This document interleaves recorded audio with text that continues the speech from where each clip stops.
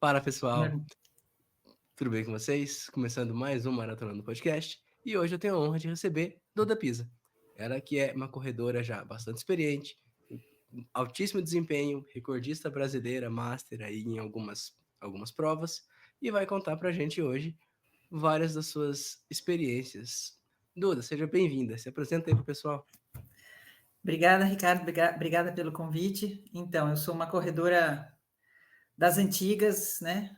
Alguns falam raiz, né? Algumas coisas eu não consigo ainda largar desde da época que eu corria, né? Eu comecei a correr, na verdade, na década de 80. Minha primeira corrida foi em 83. De lá para cá já são 41 anos. E claro que algumas coisas aconteceram no meio do caminho que me fizeram parar por algum tempo, mas foram paradas pontuais, algumas maiores, mas sempre voltando depois, e hoje já são 41 anos desde a primeira corrida. 41 anos, é mais do que a minha idade, imagino que mais do que a idade de boa parte do pessoal que nos assiste. E muito provavelmente mais tempo do que qualquer pessoa que eu conheço já corra. E Duda, me conta, como é que você começou a correr? Como é que a corrida entrou na sua vida lá, 40 anos atrás? Então, na verdade, ela entrou até antes, né? Eu coloco esse 41 da primeira prova oficial de rua. Na minha escola, quando eu tinha uns 8, 10 anos, tinha uma pista, na verdade tinha um campo de futebol bem grande, e em volta do campo de futebol eles deixaram uma pista de terra. Então era uma pista de 300 metros, meio quadrada, assim, né? Não era bem oval, as curvas eram meio quase 90 graus, mas os professores de educação física usavam ela e faziam a gente correr, né? Então era muito legal. E eu, desde o começo, eu me apaixonei por isso, né? E aí, quando chegou na adolescência, na mesma escola, quando eu tinha uns 15, 16 anos, os professores de educação física, de novo, eles faziam já para todo mundo obrigatório o teste de 12 minutos. E aí que eu comecei foi a primeira, assim, o primeiro contato de correr, né, mais de 10 minutos seguidos, tal. E eu era da que fazia mais, né, mais quilometragem nesses 12 minutos. E, e eu comecei a gostar disso. E até em algumas aulas, quando a aula era livre, eu ia para a pista correr.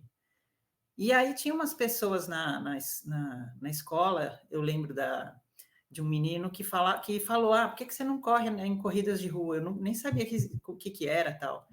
E ele que me falou dessas corridas de rua, e eu vi que ia ter uma corrida Avon, né? Tinha um circuito famoso na época, que era o circuito de corridas Avon para mulheres. E acho que a propaganda da Avon era tão grande que eles conseguiam reunir, assim, a primeira corrida que eu fiz foi em 1983, no Parque do Ibirapuera, eram 10K da Avon, e eles conseguiram reunir 6 mil mulheres, isso em 1983. Então, foi a minha primeira experiência, eu nunca tinha corrido mais do que 3 quilômetros, mas eu fiquei com vontade e fui. E eu lembro que eu não sabia como correr, então fazia como criança, né? Você corre rápido, aí cansa, para. Corre rápido e cansa, para. E mesmo assim, completei os 10 em 50 minutos e, assim, adorei a experiência. E aí, no ano seguinte, eu fiz o mesmo circuito Avon, só que 5 quilômetros, e aí depois, aí comecei e não parei mais. E que idade você tinha nessa primeira prova? 16.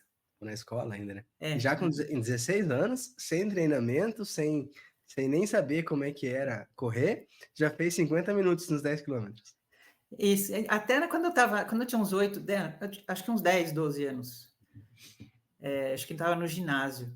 Eu tinha uma professora de educação física que trabalhava no Clube Pinheiros, e ela dava aula para crianças no Clube Pinheiros. E ela falou para mim, eu lembro dela ter falado, você corre muito bem, você tem jeito. Eu vou ver lá no clube se você pode, se tem algum grupo, né, de treinamento para quem não é sócio, como é que funciona. Mas acho que na época não tinha, e aí não deu certo, e assim, me falavam que eu tinha um talento, que eu me daria bem com a corrida. Mas aí Uhum. ficou por isso mesmo e eu fui por conta. E aí, depois que começou a participar das provas, começou a ver que estava realmente dando certo, não parou mais. Isso. Aí eu entrei em 85, eu entrei na USP, né? E aí a primeira coisa que eu fiz foi procurar um grupo de treinamento de corrida. E aí eu achei um grupo de treinamento, eu tinha uma amiga da faculdade que falou, olha, tem um grupo de mulheres, né? Um grupo de treinamento para mulheres, que treina para participar de uma corrida no Japão todo ano. Por quê? Porque naquela época o Japão começou a fazer uma prova interuniversidades com 20 equipes japonesas, de universidades japonesas, e 10 equipes, eles convidavam 10 equipes do resto do mundo, das irmãs chamadas Cidades Irmãs de Osaka, né, que são cidades industriais, cidades grandes. E São Paulo era uma das cidades irmãs. Então havia um convite todo ano para a Universidade de São Paulo. Então tinha que ser da Universidade de São Paulo, 8 mulheres, né, para formar uma equipe. Então tinha esse treinamento de uma equipe feminina para formar essa equipe. E aí eu entrei nessa equipe e comecei a treinar. Isso foi em 87. E aí eu consegui participar, né, desse Equidem por 4 anos, enquanto eu estava na universidade. E aí já era um nível de rendimento bem alto. Era alto, mas assim, se você pensar, são as mulheres, as melhores mulheres da Universidade de São Paulo. Então é um local, tem bastante gente, mas é um local muito pequeno, né? A amostra não é tão grande. Mas, por outro lado, a gente tinha a equipe da Rússia, por exemplo. E a equipe da Rússia, eu lembro que tinha uma mulher que no ano seguinte ganhou Boston. Então a gente via atletas de outros países, assim, algumas atletas de altíssimo nível. Agora, tinha a equipes dos Estados Unidos, tinha São Francisco e San Diego. Já eram equipes mais, tipo equipe B ou C, né? Não eram equipes tão boas, porque eles estavam. A equipe A estava em outras provas, né, mais importantes. Mas assim, era uma experiência assim inesquecível, né? Você participar de uma coisa dessas, ultra bem organizada, né? E isso eles fizeram para estimular as mulheres jovens do Japão a correrem. E, Duda, imagino que você tenha participado de centenas de provas aqui no Brasil, nesse período. Quais Uhum. foram, assim, as provas que você teve os resultados que mais te deixaram satisfeita, que tiveram, não necessariamente que você ganhou, mas que te Uhum. deixaram feliz pelo desempenho? Então, justamente, eu acho que eu gosto até das que eu não ganhei, que talvez eu tenha feito assim, resultados não piores, assim, bons resultados, mas assim, onde você vê onde está a corrida de verdade. Para mim, a melhor corrida do Brasil, assim, é o da escada tribuna. Ali você, assim, principalmente até antes da pandemia, depois da pandemia ela deu assim, mudou um pouco o nível, mas antes da pandemia ela era uma das mais disputadas do Brasil. Então você ia lá, você podia ganhar provas em São Paulo, sei lá, se você ganha uma prova hoje em dia da track and field, tal, você vai lá e você pode pegar, sei lá, 40º lugar, porque lá realmente vai todo mundo. Então você vê o nível, sabe? Assim, eu acho que ali a corrida é uma corrida de verdade mesmo, que o objetivo é correr, é você dar o seu melhor, né? E você competir com você mesmo, você tentar quebrar o seu tempo, né? Para mim, até hoje, é uma corrida que eu tento não perder. E E, qual foi assim, o seu melhor desempenho lá? acho que foi 38, 38, 40, alguma coisa por aí. Bem rápido, né? E nesse período que você está correndo, Você sabe me dizer quantas provas você ganhou, quantos pódios você pegou? Você tem essa conta? Então, eu não. Se tem uma coisa que eu faço é assim, na época eu já notava num caderninho, e até hoje eu faço. Embora eu tenha hoje no Strava ou no Garmin, sei lá, os treinos, o registro dos treinos, até hoje eu anoto, né? Eu pego aquelas agendinhas de bolso, assim, e todo dia eu anoto o treino que eu fiz. E eu tenho um caderninho, assim, de 1988, um caderninho do treino que eu fiz, né? Ficaram alguns anos sem, mas, assim, eu tenho da década de 80, 90, todos os anos e dos últimos anos também. Então, todos os treinos que eu fiz, eu gosto de anotar, né? Legal, é só E, uma precisão que eu não consegui ter. Eu cheguei a então, tentar, eu fiz uma planilha no Excel, eu cheguei a tentar começar a anotar, mas não fui muito longe, não. Com alguns meses, eu já tinha me perdido. então eu acho chato Excel. Se eu fosse anotar no Excel, eu também teria perdido, mas eu deixo o caderninho em cima da mesa, assim, todo dia eu. Às vezes, hoje em dia, assim, eu perco, passo uma semana e esqueci, mas aí eu volto, vou no Strava ou no aplicativo do GPS e aí eu completo, né? Mas assim, eu poderia, se eu pegasse todos os caderninhos, ver quantas provas eu já fiz, tal, mas eu não tenho essa conta. Eu só sei que eu tenho assim baldes de medalha que não dá para levantar de tanto peso assim. E quais que foram os seus melhores tempos nas distâncias? Então, dos 10K, acho que foi esse mesmo, né? É que na época que eu corria melhor, que era a década de 80, 90, não existia essa coisa de. Hoje em dia você só vê prova de 5, 10, 15, 21, 42, né? Naquela época era muito comum ter prova quebrada. Então a gente participava muito de provas de 6K, 7,5, 8, 12, né? Era muito comum. Tinha mais isso do que 5K e 10K. Então, às vezes eu posso ter um tempo até melhor que eu nem tenho na cabeça, porque eu só tenho Uhum. 5. Mas 5 foi 18 e 40 por aí. O 10 foi esse da tribuna, de 38. E 21 eu não fiz na época. Eu só fui fazer 21. Aliás, fiz, mas assim, nunca treinei na época realmente para fazer um 21. Tinha poucos 21. Então foi próximo de 1,30. E 42 eu fiz a primeira maratona. Eu não sou muito de maratona, eu fiz 3 na vida e uma virtual na pandemia. Então, maratona eu fiz a primeira e a segunda foram em Nova York. E a melhor foi a segunda, que foi no ano 2000, que foi 3,14. E aí, depois dessa, eu fui fazer outra em 2019, 19 anos depois, já depois dos 50 anos, que eu fiz aqui em Florianópolis, que eu fiz 3,26. Nossa, bastante tempo aí, a diferença foi pequena, É, né? é. Dá para ver que o treinamento tem funcionado bem. Então, eu me E considero assim, eu acho que eu corro melhor hoje do que eu corria, porque na época eu corria, eu gostava de, sim, mas eu não levava, não é que eu não levava a sério, eu nunca tinha entrado numa academia, né? Não fazia fortalecimento nenhum, eu me machucava demais.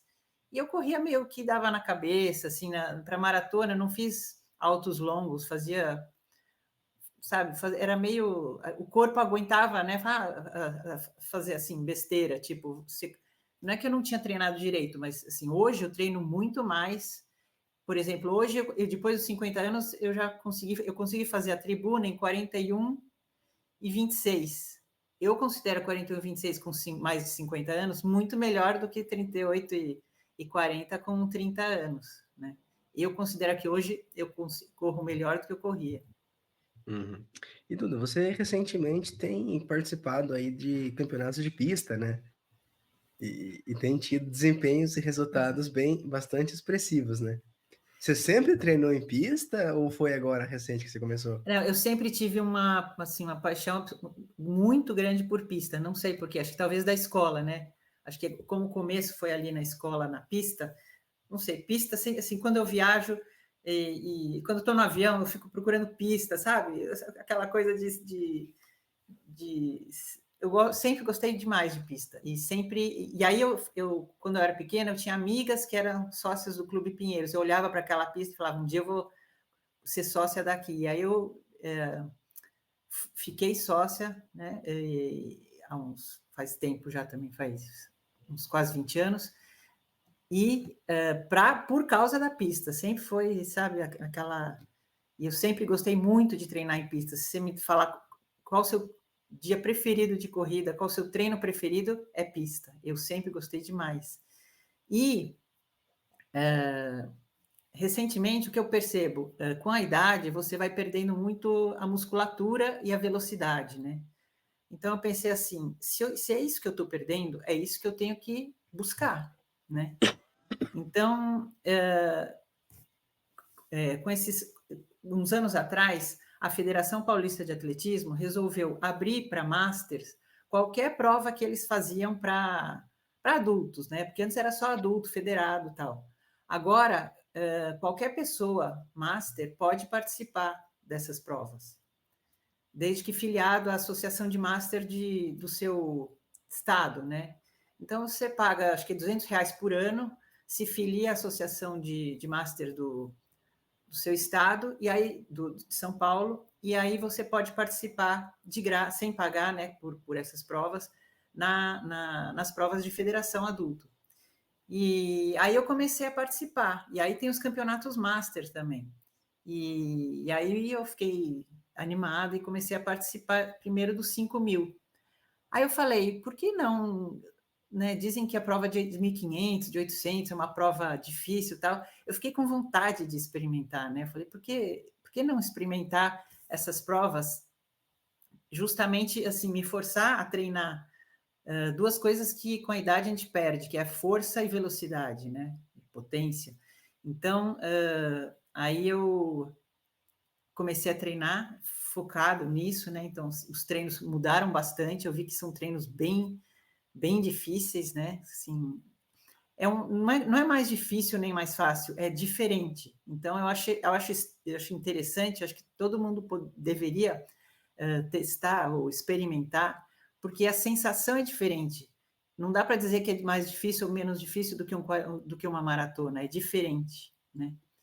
E aí eu percebi que quando eu me inscrevi nos 800, 1.500, aí eu fui ver os recordes brasileiros, como é que eram, né?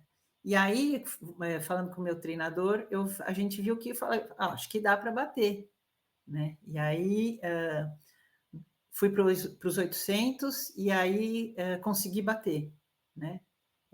Na minha idade, que é 55, 59, era 2,47, eu fiz 2,43. E os 1.500 eu fiquei batendo na trave um tempão, né? Que era 5,28.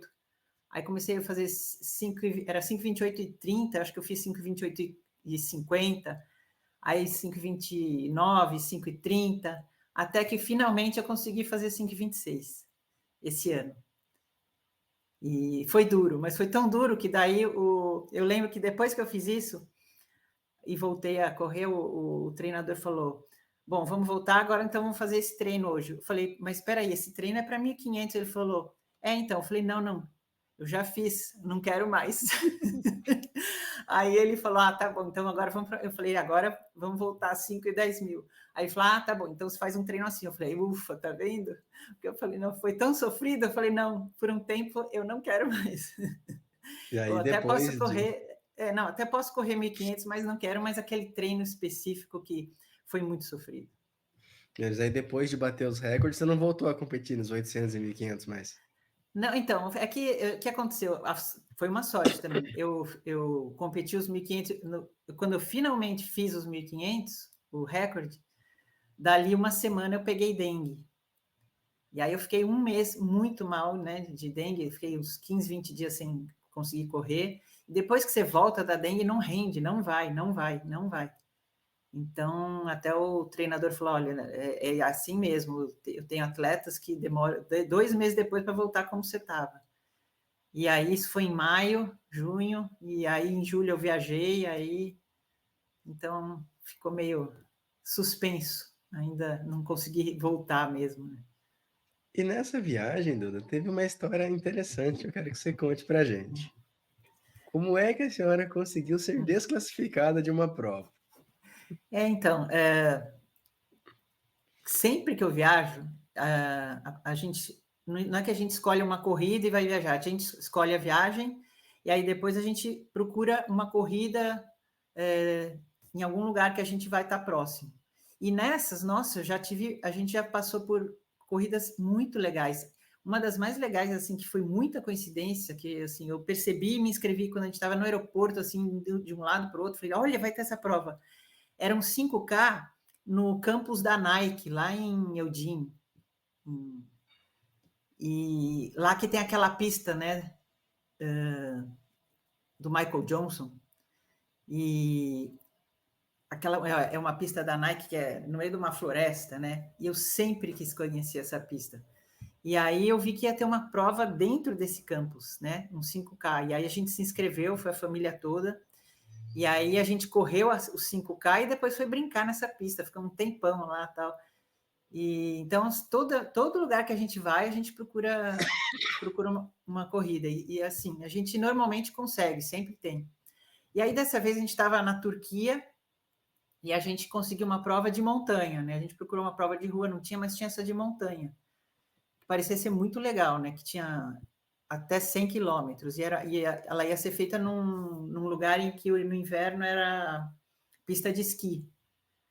E nosso lugar é maravilhoso, mas como é no meio do mato, né? Chegou uma hora, teve uma bifurcação, a gente saía do mato e tinha.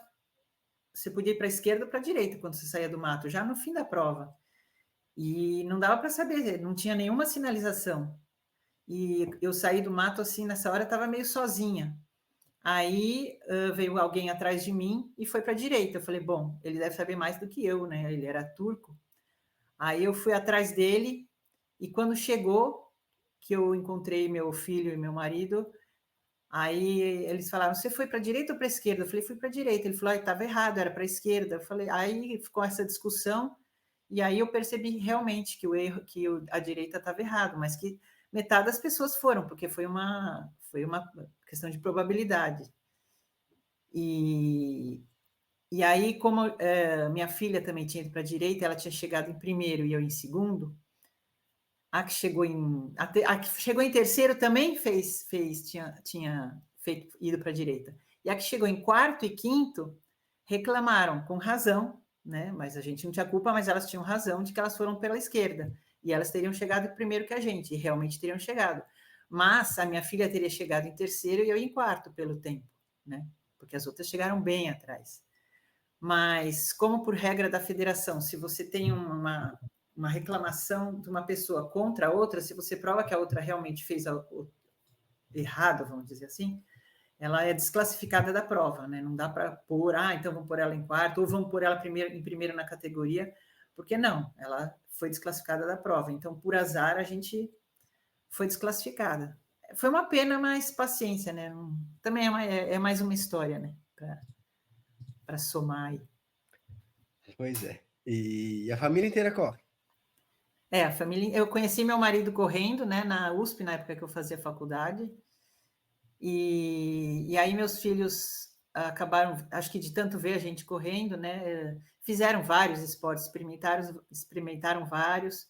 Meu filho treinou bastante tempo alto rendimento no remo e depois resolveu ir para a corrida e minha filha também acabou na corrida. Mas nenhum de vocês, em algum momento, se profissionalizou. Não, isso não. Isso a gente sempre, todos gostam de correr por assim, tentar bater o próprio recorde, gostar de fazer força, mas nunca ninguém virou profissional. Uhum. E Duda, me conta uma coisa. Perguntei isso para Camila e eu acho que é uma informação interessante de saber. Como é que você chegou até o Por Falar em Correr? Ou como o Por Falar em Correr chegou até você? Então, acho que em 2000 acho que uns 10 anos, né? Quando começou essa coisa de podcast não, de programas de corrida e tal, eu ouvia muito Corrida no Ar, E fui procurando e acabei no Por Falar em Correr, na época que era o Enio e uma outra pessoa, né, bem antigo lá. E aí eu gostava, né, do jeito deles, né, achava diferente, né, e ouvia muito. E ele acabou me convidando uma vez para fazer uma entrevista, né, para contar a história também. E aí eu conheci a Camila também por virtualmente, né, por ela gostar de corrida, eu também. E aí ela entrou no Por Falar em Correr, não sei se ela até falou de mim, ou que eu poderia participar, ou não sei, ele acabou me convidando de novo para fazer uma entrevista da minha história, porque a outra tinha sido bem antes, e depois que eu fiz, aí ele falou, você não quer participar também? Eu falei, olha, eu não sou muito disso, né, não sou muito de falar, tal. Ele falou, não, depois você vai se soltando, vai dando certo, vamos lá, tá. E acabou ficando. E isso foi há quanto tempo? Então, eu acho que foi deixa eu ver, em 2022, eu acho. Acho que foi isso. Agora vamos entrar no melhor assunto que tem para quando você fala em corrida. Tênis de corrida. Ah, Me então, eu não conta, sou. como Eu é não que são sou. as como é que são as suas preferências? Então, eu não, eu tenho uma extrema dificuldade de correr com tênis alto, né? Sempre gostei de sentir o chão, né? Então, sempre tive tênis bem baixinho, né? E até hoje eu tenho os últimos, acho que existem, né? Eu tenho um Saucony Type A, que é bem baixinho e assim, realmente eu percebo que quando eu fico um tempo sem usar ele e vou com ele na pista, minhas panturrilhas ficam assim, gritam. Mas por outro lado eu gosto, porque sinal que você está usando o músculo. Se elas não, se elas estão assim é porque elas ficaram sem usar muito tempo, né? E toda vez que eu coloco um tênis que eu não sinto o chão, eu sinto um pouco de aflição, né? Então eu consigo correr com alguns mais desses tênis dessa nova era, mas não com amortecimento demais, né? Então, assim, eu no máximo um corre 3, um corre vento, né? Eu já acho, assim, eles meio altos demais, né? Mas, assim, aqueles muito altos e macios, para mim, eu acho assim, é como colocar uma poltrona em cada pé, assim, sabe? É Tênis com demais para mim. placa, então, nem pensar. Não, então, por curiosidade, eu tenho um de placa, mas que eu comprei durante a pandemia. É o único que eu tenho até hoje. Acho que eu usei meia dúzia de vezes, eu ponho só em prova, porque faz diferença, realmente faz. Então eu guardo ele está até, sabe, descolando por ser velho, não por uso, Aham. né? Mas eu tenho porque eu quis, né, ter essa sensação, mas eu uso só em prova e muito pouco. Duda, nessas várias viagens que você fez com a família para viajar pelo mundo e aproveitando as viagens para correr, qual você acha que foi uma prova assim que você indicaria para que todo mundo, quando tiver a oportunidade, fazer? Então, tem uma que, assim, que eu aprendi demais, né, na viagem, né, que foi para a Etiópia. E, então, a gente passou 10 dias na Etiópia com o Balu, né, e mais alguns que foram com ele lá, num esquema de treinar com alguns atletas, não os super de elite, mas atletas, assim, sub-elite, vamos dizer assim. E no final dessa viagem, a gente participou da maior corrida de rua da África, que é a Great Ethiopian Run. São 10K, são 40 mil pessoas correndo, né? Mas primeiro larga a elite, que são assim 300 homens e 300 mulheres, e assim, essa elite vai com tudo mesmo, porque a partir dessa prova, se você for dos 5 primeiros colocados, você tem uma grande visibilidade, e aí começa a chover pessoas interessadas em você para te levar para outros países e você poder mudar a sua vida, né? Então, é lá que os grandes atletas vão para tentar ganhar. E é uma prova, para você ter uma ideia, não tem chip, não tem nada. Então, nem para essa elite. Eles anotam assim os 10 primeiros e pronto. E aparece lá quem são e pronto. Se você é o 11º da elite, ninguém mais vai saber quem você é. E depois larga o povão, né? Que é a gente, e é como se fosse a inscrição, você ganha a camiseta, e você tem que correr com a camiseta. É como se fosse um abadá, você não tem número de peito, não tem chip, mas você tem a camiseta. Então, você está com a camiseta, você pode entrar na largada. E aí é uma festa, né? Tipo São Silvestre, tem gente fantasiada, tal, mas é muito legal. A Etiópia é outro mundo, assim, é outro planeta. E como que é a questão de percurso, terreno da prova? Imagino que não seja tudo com asfalto planinho, Não, né? não, é asfalto, porque Tudo asfaltado? é em Addis Abeba, na cidade, então é asfalto mesmo, mas a cidade é bem alta, né? Ela é quase a 3.000 metros, 2.500, 3.000, e a gente treinava meio afastado a 3.000, então realmente assim, eu fiz muita força, sabe? Uma sensação de que estava correndo forte e deu 50 minutos, né? Porque tinha subidas e descidas, mas era tudo asfalto. Mas, assim, faltava ar também. Legal. Realmente essa é uma prova que me despertou a curiosidade. Eu já tinha ouvido falar, lembro de quando o Balu fez esse programa de camping. Lembro que na época eu passei vontade até de ir, depois achei melhor não avançar na ideia, mas realmente eu tenho essa curiosidade sobre conhecer a, a rotina e tudo mais do pessoal lá na África. Deve ser realmente, tanto em questão de desenvolvimento do lugar quanto de corrida, um mundo completamente diferente do que a gente está habituado, né? Exatamente, é. E nessa você foi com a família toda também? Não, não, essa foi só eu e meu marido. Mas, assim, é isso que você falou, eu gosto muito disso para você ver, é outra cultura, outra, né? A gente gosta muito de viajar para ver, né, como vivem, como outros lugares, como funcionam, né, as corridas em outros lugares do mundo, né? Então, uma outra forma de conhecer os outros países é, né, sempre participando de uma corrida. Uhum. E tirando essa que você foi desclassificada, teve alguma outra assim que você tinha uma bastante expectativa e se decepcionou? De, de Alguma prova? outra prova? Então, nossa, é que são tantas que eu... Se não tem nada que marcou, então é um bom sinal, né?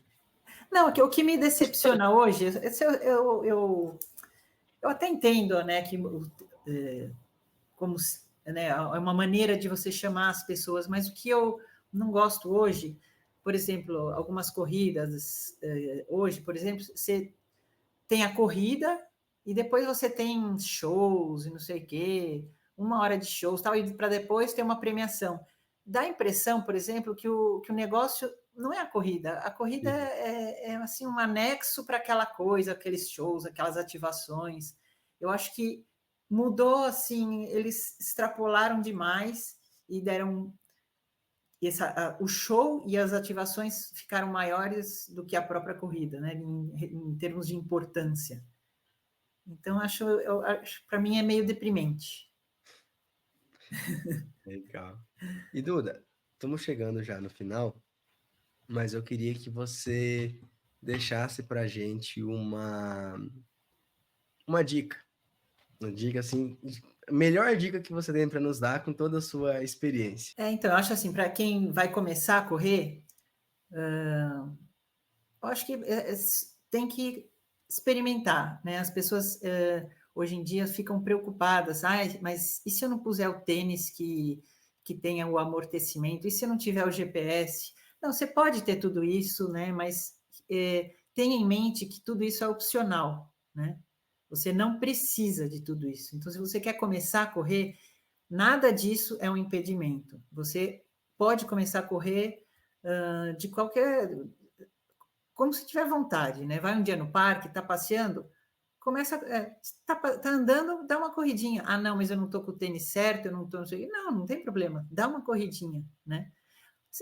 Você vai avançar, vai querer fazer mais coisa com isso, vai querer melhorar seu tempo, começar a treinar, Aí você pensa em treinador, vou comprar um tênis, vou comprar um relógio, mas não precisa, no começo não precisa de nada disso, porque muita gente já veio me perguntar, ai, que tênis eu compro? Eu queria começar a correr. Não, antes começa a correr, depois você pensa nesses detalhes. Né? Então, assim, falam assim, é mais simples, mas não é tão simples. É simples, se você quiser, ela ainda é simples. Né? E qual que é o segredo da longevidade na corrida? Como é que eu faço para correr por 40 anos também? Então, bom, acho que é constância, né? E eu infelizmente, né, há 30, 40 anos, não tinha esse conhecimento, né, que se tem hoje de musculação, de tem que ter força, então eu me machuquei realmente demais. Se você fizer uma lista das lesões mais frequentes em corredor, eu gabarito todas, posso te dizer com certeza. Né? Eu tenho os 2 pés operados e realmente eu assim, já passei por todas. Mas, ultimamente, eu tinha muito mais lesão antes do que hoje, e hoje o corpo, obviamente, é muito mais frágil, mas é o que eu digo, eu estou muito melhor hoje do que antes. Então, aproveita que hoje já se tem esse conhecimento e não deixe, principalmente conforme você vai avançando na idade, não deixe de fazer fortalecimento, mas não ficar grande, é ter força mesmo, força e agilidade, mobilidade, né? Força útil, né? Aquela coisa básica, se pendurar, agachar, empurrar, né? Você tem que ser capaz de fazer essas coisas que mimetizam o que você faz no dia a dia e colocar a corrida, sim, não exagerar, né? Fazer um planejamento de a longo prazo, não querer ficar fazendo 3 maratonas por ano, 4 maratonas por ano, porque lá na frente vai cobrar, né?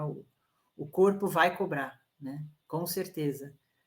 Então já vai pensando lá na frente, vai com calma, né? E sempre, nunca deixe de fazer uma vez por semana, ou de vez em quando, um esforço na corrida, né? Realmente um esforço grande, né? Tiros e tal, porque isso faz bem para o corpo, né? Faz bem você fazer uma força além do que você está, né? Você ir buscar lá na frente, porque nessa recuperação você fica mais forte, né? E eu gosto muito do Steve Magnus que fala, né? De vez em quando vai lá no fundo do poço, vai ver Deus, né? Vai ver o que tem lá no fundo do poço, né? Você tem que sentir essa sensação, né? Faz parte, né? A gente foi construído para isso, para passar um pouco de estresse físico para manter o corpo ativo e forte. Essa, com bem menos experiência do que você tem, eu posso dizer que faz realmente muito sentido. Eu troquei de treinador recentemente e agora, na metodologia que ele aplica, eu tenho um encontro com Jesus uma vez na semana. Geralmente, Exatamente. quarta-feira é o dia de sofrer. E assim, com um pouco mais de 2 meses aí de treinamento, eu já consigo perceber uma evolução grande de, de desempenho, de constância, até mesmo de controle de ritmo e tudo mais, uma coisa que essas sessões de sacrifício tem me ajudado bastante.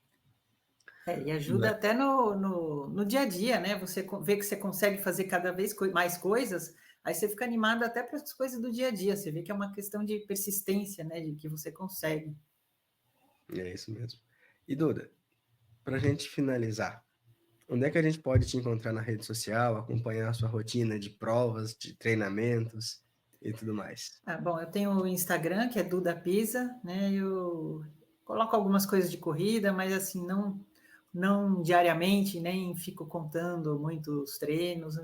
Eu não tenho tanta paciência para isso, mas de vez em quando eu coloco. E tem o Strava, que é Adriana Pisa, ou Adriana Toledo Pisa, algum dos dois. Beleza. E toda semana a gente pode te ver lá no Ah, Por é, Falar sim. em Correr também, Sim, no não é? PFC. É. Toda Muito bem, quinta às 19h. muito bem.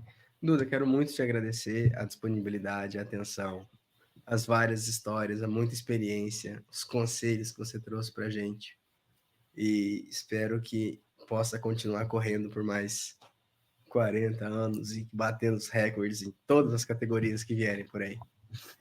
Obrigada, Ricardo. Obrigada pelo convite. E é isso aí, né? Vamos até os últimos dias a gente vai, até não dá mais. Gente, esse foi o episódio de hoje com a Duda Pisa. Antes de sair do vídeo, já deixa seu like, deixa seu comentário aí e a gente se vê de novo na próxima semana.